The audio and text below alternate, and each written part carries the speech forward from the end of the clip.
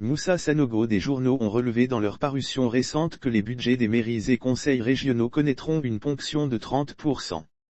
Selon ces journaux, Moussa Sanogo, ministre du Budget et du Portefeuille de l'État, a avoué que c'est une grosse erreur qui s'est glissée dans le budget 2022. Dans un communiqué, le ministère indique que concernant la supposée ponction des budgets des mairies et conseils régionaux, il convient de préciser qu'aucun prélèvement n'est effectué sur le budget de ces collectivités. En revanche, il relève que la mise à disposition de ressources aux structures publiques est soumise à un principe de régulation.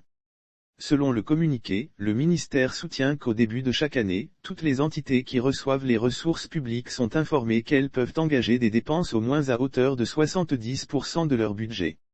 Et la fraction restante constitue une marge que l'État se donne par rapport à l'évolution de ses ressources.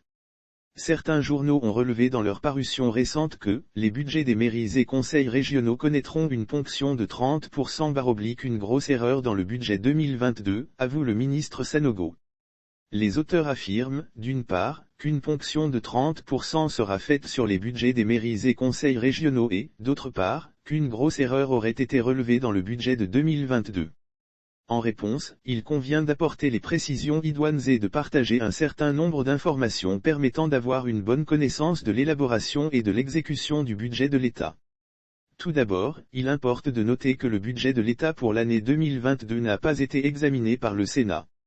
Les deux textes soumis à l'examen des sénateurs le mardi 30 novembre 2021 étaient le projet de loi de règlement du budget de l'État pour l'année 2020 et le projet de budget rectificatif de 2021.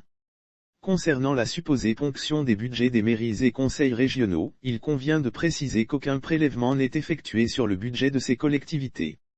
En revanche, il faut relever que la mise à disposition de ressources aux structures publiques est soumise à un principe de régulation.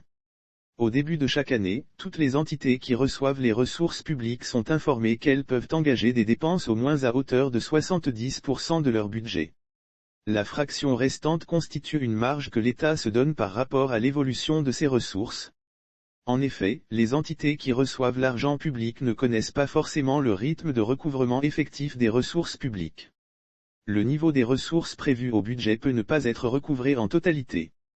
Cliquez pour agrandir l'image. Par ailleurs, les ressources publiques ne sont pas recouvrées en une seule fois, mais progressivement tout le long de l'année. Il convient donc de mettre en adéquation le rythme des dépenses avec le niveau de recouvrement des ressources budgétaires afin d'éviter des tensions de trésorerie susceptibles de mettre à mal les engagements de l'État vis-à-vis de ses fournisseurs. La marge sus-évoquée permet aussi à l'État de pouvoir prendre en charge les dépenses imprévues importantes liées notamment à la santé et à la sécurité. Ces dernières années ont connu plusieurs situations qui ont exigé des dépenses fortes de l'État, Covid-19, Ebola, menaces terroristes au nord, etc. Ce principe de régulation n'est pas nouveau dans notre pays. Il s'applique chaque année au budget de toutes les structures qui reçoivent de l'argent public. Concernant la « grosse erreur » évoquée par ces journaux, il s'agit d'une erreur matérielle dans l'écriture d'un chiffre, qui s'est glissé dans la rédaction d'un article du projet de budget rectificatif de 2021. Ce projet de budget comporte plusieurs centaines de chiffres. En tout état de cause, le projet de budget rectificatif de l'année 2021 a été adopté à l'unanimité des sénateurs.